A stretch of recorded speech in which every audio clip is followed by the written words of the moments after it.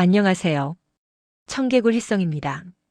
이야기 시작하기 전 무료 버튼인 구독과 좋아요 버튼 부탁드립니다. 알림 설정도 해두시면 새 영상이 올라올 때마다 제일 먼저 시청하실 수 있습니다.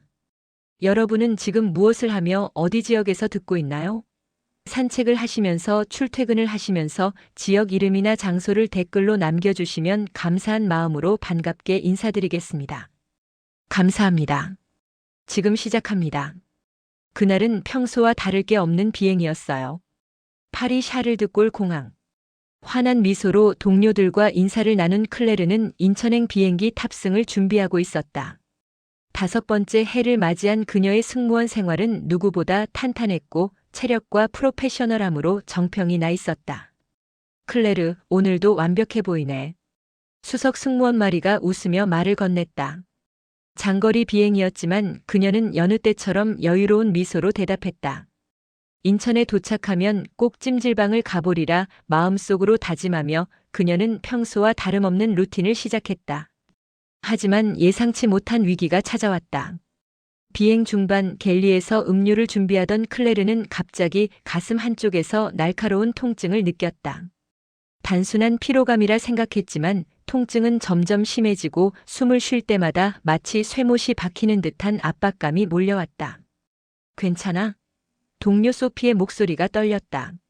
조금 가슴이 아파요. 클레르의 목소리는 점점 작아졌다. 순식간에 시야가 흐려지고 몸에 힘이 빠져나갔다. 트롤리를 붙잡으려던 손이 허공을 가르며 무력하게 떨어졌다. 바닥으로 무너져 내린 그녀의 몸 주변으로 동료 승무원들이 몰려들었다. 의사 선생님 계십니까? 의료 응급 상황입니다. 기내 방송이 울려 퍼졌다. 산소 마스크가 얼굴에 씌워졌지만 호흡은 점점 더 가빠졌다. 마치 물속에서 허우적대는 것처럼 숨이 막혔다. 의식이 멀어져가는 순간 한 남자의 목소리가 또렷하게 들려왔다. 비켜주세요. 저는 한의사입니다. 그는 침착했지만 단호했다. 동양인 남성이 빠르게 클레르의 상태를 확인했다. 기흉입니다. 바로 감압해야 해요. 그의 말에 주의가 술렁였다. 동양 의사라고요? 괜찮을까요? 누군가 속삭였다. 하지만 그에게 망설임은 없었다. 의료 키트를 열고 굵은 바늘을 꺼낸 그는 한치의 주저함 없이 클레르의 셔츠 단추를 풀었다. 시간 없습니다. 그의 목소리는 단호했고 눈빛엔 확신이 있었다. 주변의 시선과 당혹감 속에서도 그는 정확한 위치를 짚어 흉부에 바늘을 삽입했다. 순간 치익하는 소리와 함께 클레르의 가슴을 짓누르던 압박이 풀렸다. 숨 쉴 수 있어. 희미한 의식 속에서 그녀는 공기가 폐로 스며드는 것을 느꼈다. 주변에서는 안도의 박수와 탄성이 터져나왔다. 그 남자는 끝까지 그녀 곁에 무릎을 꿇고 상태를 지켜봤다. 그의 이름은 상우였다. 눈을 뜨자 가장 먼저 보인 것은 희미한 형광등의 떨림이었다. 낯선 천장과 하얀 커튼, 그리고 약 냄새. 목 끝에서 마른 기침이 튀어나왔다. 가슴 부위엔 묵직한 통증이 박혀 있었고 그 통증이 현실을 데려왔다. 비행기, 산소 마스크, 숨 막히던 순간, 그리고 그 남자. 고개를 돌리자 병실 한쪽 소파에 검은 정장을 입은 남자가 앉아 있었다. 고개를 숙인 채 잠들어 있었고 손엔 접힌 서류가 몇 장 쥐어져 있었다. 자세를 바꾸는 가벼운 소리에 그가 눈을 떴다. 한순간 놀란 듯 했지만 곧 미소가 떠올랐다. 일어나셨군요. 괜찮으세요? 그의 한국어는 당연히 한국어였고 내 귓가에서 이상할 정도로 부드럽게 울렸다. 나는 마른 목소리로 고개를 끄덕였다. 덕분에요. 한마디를 하는 데에도 공기가 가슴을 스치며 지나는 감각이 뚜렷했다. 그는 침상 옆으로 다가와 산소 포화도와 맥박을 확인했다. 밤새 수치는 안정적이었습니다. 통증은 조금 더 갈 수 있어요. 그의 손길은 병원에서 만나는 많은 의료진의 손길처럼 차갑지도 오지랖 넓게 들이대지도 않았다. 필요한 만큼만 가까웠고 물러날 때는 확실히 물러났다. 상우 씨 맞나요? 내가 더듬더듬 발음을 붙이자 그는 천천히 고개를 끄덕였다. 네. 상우라고 합니다. 한의사예요. 어제 기내에서. 알아요. 나는 웃었다. 웃음에도 가슴이 살짝 쑤셨다. 당신이 내 숨을 돌려줬어요. 그의 눈빛이 아주 잠깐 흔들렸다. 그러다가 금세 담담해졌다. 마치 훈련된 듯 감정을 깊이 숨기고 환자의 앞에서는 정돈된 얼굴만 내보이는 사람. 하지만 그 가면 뒤에서 나를 바라보는 따뜻함은 분명했다. 착륙 직후 구급대원분들께 상황을 설명드렸고요. 서류가 많을 것 같아서 대신 정리해 두었습니다. 그가 내민 파일에는 외국인을 위한 병원 안내문, 보험 관련 서류, 통역 메모까지 꼼꼼히 정리되어 있었다. 내 이름 옆에는 그의 정자체 필체로 적은 작은 메모가 붙어 있었다. 통증 점수 63. 호흡 규칙적. 기침 유발 시 통증. 의사다운 메모 그러나 그보다도 사람다운 배려가 먼저 눈에 들어왔다. 잠시 후 동료들이 화사한 꽃다발을 들고 들어왔다. 소피가 눈가를 훔쳤다. 믿기지 않아 클레르. 너 그때 완전히 창백했어. 마리는 어깨를 으쓱이며 상우를 힐끗 보았다. 그리고 저분이 영화처럼 그녀는 말을 흐리고 박수를 쳤다. 다른 동료 줄리엣도 고개를 끄덕였다. 고맙습니다. 상우는 고개를 숙이며 한 발 물러섰다. 제가 할 수 있는 일을 했을 뿐입니다. 동료들이 떠난 뒤 병실은 잠시 고요해졌다. 나는 용기를 내어 물었다. 고마움은 말로 다 못하겠어요. 적어도 식사라도 대접하고 싶은데 괜찮을까요? 그는 조금 놀란 듯 눈을 깜빡이고는 수줍게 웃었다. 기꺼이요. 한국 음식 괜찮으세요? 한국 음식 내 혀끝에 생경한 단어의 맛이 맴돌았다. 배워보고 싶어요. 퇴원 후 첫 식사는 병원 근처의 작은 한식당에서 이루어졌다. 목재 간판과 따뜻한 조명의 공간, 스테인리스 숟가락과 젓가락, 그리고 매끈하게 놓인 반찬들. 한국에서는 음식을 나눠 먹는 문화가 있어요. 상우가 접시를 가운데로 끌어당기며 말했다. 함께 나누면 가족 같은 사이가 된다고 하죠. 그는 메뉴 하나하나를 설명했고 나는 새로운 맛이 혀끝에서 터질 때마다 깜짝 놀라며 웃었다. 김치의 발효향, 된장의 깊이, 고기의 구수한 단맛. 이방인에게 낯설 법한 향들이 이상하게도 내 심장 근처까지 따뜻하게 스며드는 느낌이었다. 식사가 중반을 넘길 즈음 나는 조심스레 물었다. 기내에서 그렇게 빠르게 결정을 내릴 수 있었던 이유가 궁금해요. 그는 잠시 젓가락을 내려놓고 창밖으로 흐르는 사람들을 바라보았다. 응급은 누구에게나 처음이고 그래서 늘 무섭죠. 하지만 환자의 숨이 가빠질 때 머뭇거리는 데 쓰는 시간은 죄가 됩니다. 저는 그게 싫어요. 그가 다시 나를 바라봤다. 그리고 그때 당신 눈빛이 살고 싶다고 말하는 것 같았어요. 식당을 나올 때 공기가 선선했다. 도시의 불빛이 젖은 도로 위에서 반짝였다. 한국에 머무는 동안 어디 가보고 싶은 곳 있나요? 아직 지도 위에 이름들 뿐이에요. 그럼 제가 안내해도 될까요? 그의 목소리는 물음표였지만 이미 따뜻한 약속처럼 들렸다. 나는 고개를 끄덕였다. 물론이죠. 그날 밤 호텔로 돌아오는 엘리베이터 거울에 내 얼굴이 비쳤다. 수척했지만 눈빛은 이상하게도 맑았다. 사람은 때때로 두려움 속에서 자신이 원하는 것을 더 정확히 보게 된다. 나는 깨닫고 있었다. 이 감정은 단순한 감사 이상이다. 침대맡 탁자 위에 그의 메모가 다시 눈에 들어왔다. 규칙적인 필체, 부드러운 말투, 그리고 단호했던 손길. 나는 아직 회복 중인 환자였고 그는 나의 곁을 지키던 의사였다. 하지만 그 사이에 흐르는 미세한 온기가 있었다. 무심히 지나가면 놓쳐버릴 정도로 작지만 한번 느끼면 잊을 수 없는 온기. 휴대전화가 진동했다. 내일 오후 시간이 되시면 경복궁을 보여드리고 싶습니다. 나는 미소를 지으며 답장을 보냈다. 기다릴게요. 그렇게 내 삶의 방향은 아주 조금 그러나 결정적으로 바뀌기 시작했다. 하늘에서 멀어지는 불안보다 어떤 사람에게 가까워지는 설렘이 더 크게 가슴을 두드렸다. 그리고 나는 모른 척하지 않기로 했다. 내일의 서울이, 내일의 그가, 내일의 내가 조금 더 선명해지길 바라면서. 다음 날 상우는 약속대로 호텔로 나를 데리러 왔다. 경복궁의 홍해문을 지나면 바람의 결이 달라진다. 광화문의 소라는 문지방에서 걸러지고 고요가 마당에 10개 깔린다. 우리는 검푸른 기와와 단청의 문양 사이를 천천히 걸었다. 전통은 오래 버틴 아름다움이에요. 상우가 말했다. 한의학도 그래요. 오래 버틴 지혜죠. 나는 그 말이 조금 과장이라고 생각하지 않았다. 어제의 그가 보여준 판단과 손길은 단지 오래된 것이 아니라 유효한 것이었다. 오후엔 인사동 골목을 걷고 밤에는 한강의 다리 위에서 바람을 맞았다. 나는 점점 가벼워졌다. 그런데 다음 날 아침 로비에서 소피가 어깨를 움켜쥔 채 인상을 찌푸렸다. 이 어깨에 난리야. 비행할수록 더 심해져. 마리가 툭 던지듯 말했다. 클레르, 그 한의사 남자친구한테 보여줘 보지 그래. 남자친구 아니야. 나는 자동으로 정정했지만 얼굴이 뜨겁게 달아올랐다. 결국 우리는 약속을 잡았다. 반신반의와 호기심을 반씩 안고 한의원으로 향했다. 유리문을 밀고 들어가자 은은한 한약 향이 먼저 반겼다. 벽에는 경락도가 걸려 있었고 책장에는 동의보감과 현대의학 서적이 나란히 꽂혀 있었다. 상우는 환하게 인사했다. 먼 길 오시느라 수고하셨어요. 우선 간단히 설명부터 드릴게요.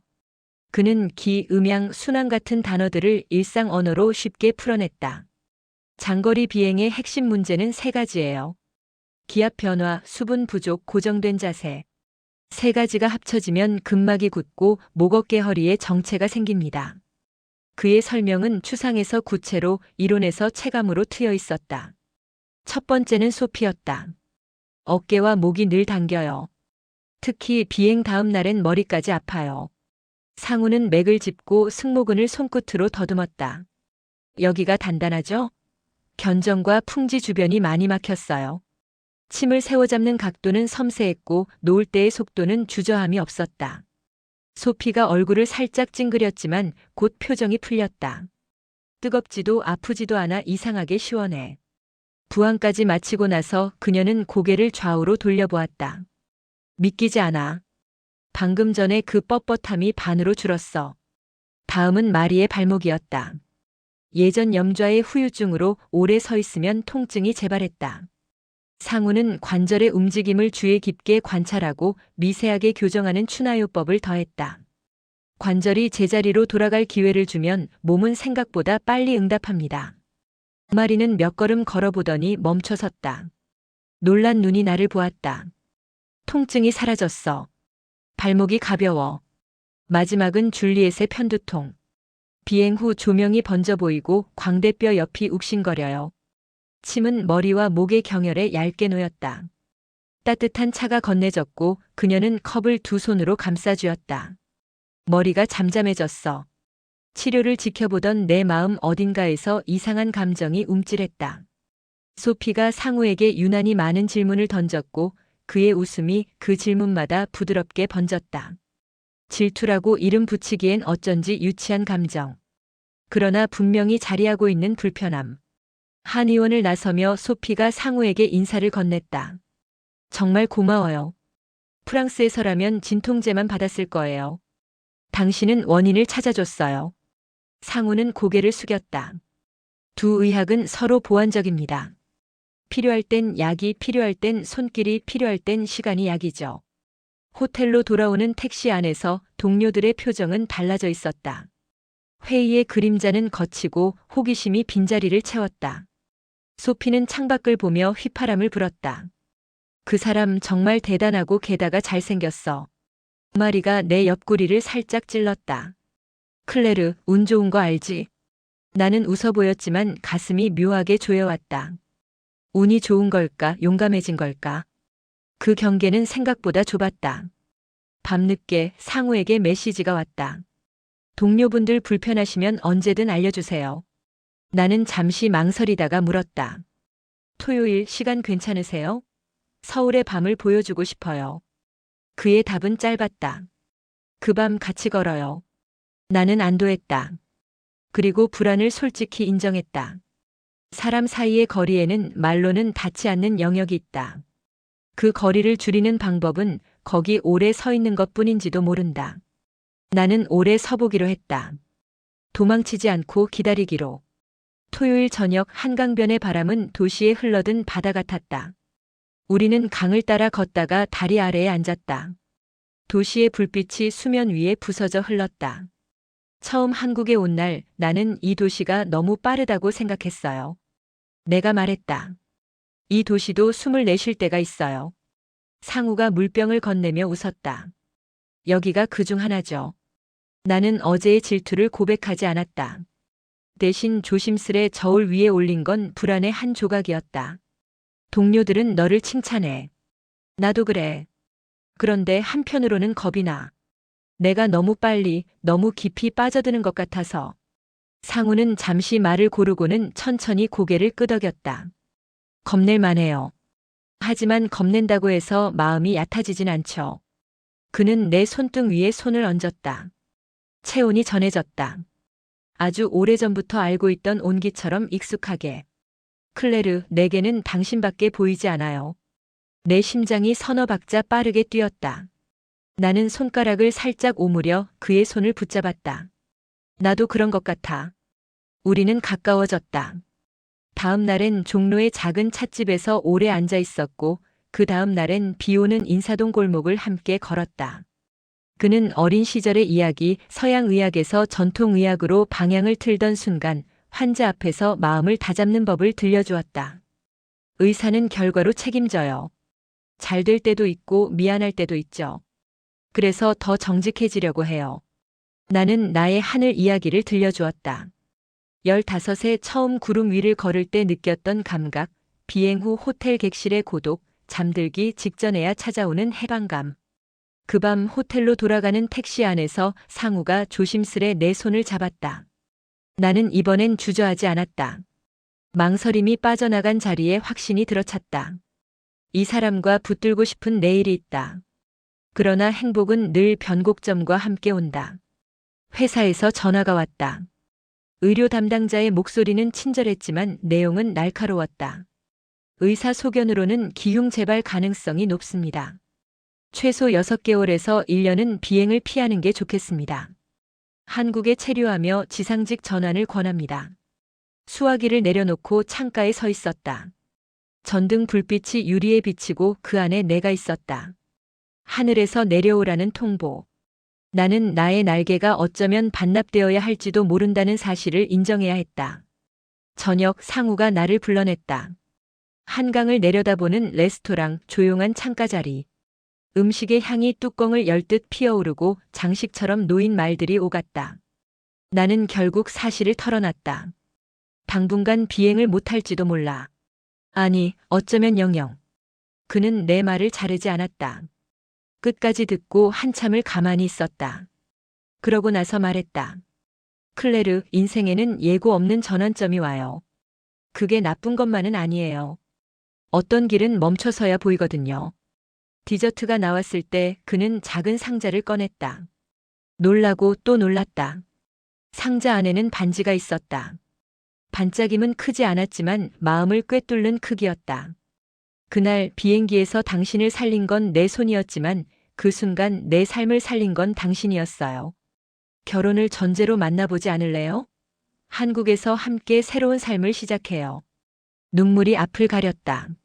하늘을 잃을지도 모른다는 상실의 자리에서 나는 더 큰 무언가를 받았다. 응.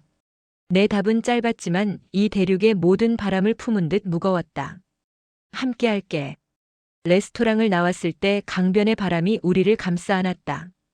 그날 밤 나는 알았다. 사람의 운명은 종종 초대장처럼 온다는 것을. 망설이면 사라지고 받아들이면 길이 된다.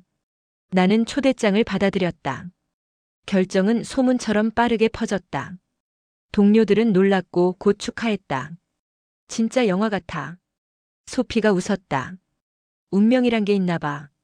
나는 한국어 학원에 등록했다. 하루 2시간씩 자음과 모음으로 하루를 쌓았다. 병원과 공항 사이 나는 상우의 한의원에서 외국인 환자 통역을 도왔다. 항공사 경력을 살려 인천공항 인근 의료관광상담소에서 파트타임으로 일도 시작했다. 생은 느리게 그러나 분명히 새 모양을 가졌다. 상우의 부모님을 처음 뵈러 갔던 날 허리를 굽혀 인사를 하자 어머니가 나를 꼭 안아주었다. 천사가 왔네.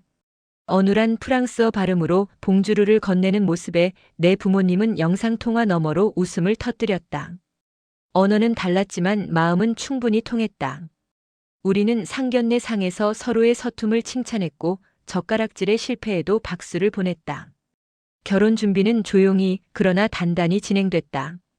드레스 피팅 날 거울 속에 나는 한 번도 보지 못한 표정으로 웃고 있었다. 하늘을 잃었다고 생각하던 마음이 다른 하늘을 얻는다는 문장으로 바뀌는 데엔 시간이 크게 필요하지 않았다. 사람의 마음은 환경보다 사랑에 더 잘 적응한다는 사실을 나는 매일 배웠다. 결혼식 날 하객석 맨 앞줄엔 소피, 마리, 줄리엣이 앉아 있었다. 그들은 휴가를 내고 한국까지 날아왔다. 서약을 교환하던 순간 상우의 눈에 맺힌 물빛이 반지보다 더 반짝였다. 당신은 내 생명을 구했고 이제는 내 인생의 남자가 되었어요. 내 목소리가 떨렸지만 누구보다 또렷했다. 당신을 만난 건 내 삶의 최고의 행운입니다. 남은 모든 순간을 함께하겠습니다. 박수, 웃음, 그리고 서툰 춤. 의식이 끝나고 파티가 시작되자 소피가 내 귀에 속삭였다. 나도 한국 남자 같은 사람 만나고 싶어. 우리는 동시에 웃음을 터뜨렸다. 그 후의 생활은 의외로 바빴다. 아침엔 학원, 점심엔 상담소, 오후엔 한의원 통역. 주말엔 시장을 돌며 장을 보고 집에서는 한국어와 프랑스어 단어장을 서로 바꿔가며 공부했다. 상우는 한약 냄새가 옅게 밴 가운을 걸치고 나는 앞치마끈을 매며 저녁을 준비했다. 작은 부엌에 두 사람의 언어가 부딪혀 새 단어를 만들었다. 사랑해요와 제뚜엠 사이 어디쯤에서 우리는 같은 뜻을 발견했다. 가끔 한강을 걸었다. 우리가 처음 손을 잡았던 다리 아래, 첫 고백을 나눴던 벤치, 반지의 상자가 열렸던 창가. 도시의 불빛은 여전했지만 우리가 보는 방식이 달라졌다. 나는 더 이상 이 도시의 이방인이 아니었다. 우리 동네를 걷는 사람의 속도로 풍경을 읽었다. 어느 저녁 항공사 소식지가 도착했다. 하늘에서 시작된 운명적인 만남. 우리 이야기가 짧은 기사로 실려 있었다. 나는 눈을 비볐다. 종이에 찍힌 활자들이 지난 시간을 재생했다. 비행기의 객석, 산소 마스크, 한 남자의 단호한 눈빛, 치익하고 빠져나가던 압박의 소리. 상우가 내 어깨에 턱을 얹었다. 부담스럽진 않아요? 조금은. 나는 웃었다. 하지만 누군가에게 용기가 될 수도 있겠지. 멈춰 선 날에도 다른 길이 있다는 걸. 그날 밤 우리는 조용히 강변을 걸었다. 바람이 머리칼을 스치고 불빛이 물결을 따라 흔들렸다. 상우가 내 손을 쥐었다. 오늘이 우리가 만난 날의 기념일이에요. 나는 고개를 기울였다. 기념일이 많아지겠네. 그럼 더 많이 축하하면 되죠. 그는 멈춰서서 나를 바라보았다. 앞으로도 같이 놀라고 같이 겁내고 같이 결정해요. 나는 그의 가슴에 얼굴을 묻었다. 두근거림이 귀에 닿았다. 응. 함께. 하늘은 내 직업이었다. 하지만 사랑은 내 삶이 되었다. 나는 더 이상 창공 위를 걷지 않는다. 대신 누군가의 하루에 발을 맞춰 걷는다. 때로는 느리게, 때로는 숨이 찰 만큼 빨리. 그 모든 리듬이 우리라는 이름으로 묶인다. 언젠가 다시 하늘을 탈 날이 올지도 모른다. 그때가 오면 반가이 불러 세울 것이다. 그러나 지금은 이 땅에 이 사람과 함께 뿌리내리는 법을 배우고 있다. 인생은 비행처럼 출발과 착륙이 다가 아니다. 가장 긴 시간은 순항이며 그 시간의 승객을 누구로 채우느냐가 전부다. 나는 탑승객 명단의 가장 첫 줄에 그의 이름을 적었다. 그리고 내 이름도 그 옆에. 같은 좌석, 같은 목적지. 이 여정의 목적지는 정확히 하나다. 함께 도착하기. 그날 밤 창문을 스치는 바람 소리가 잦아들 때까지 우리는 오래 이야기했다. 과거의 위기, 현재의 평안, 미래의 약속. 삶은 생각보다 단단했고 사랑은 상상보다 넓었다.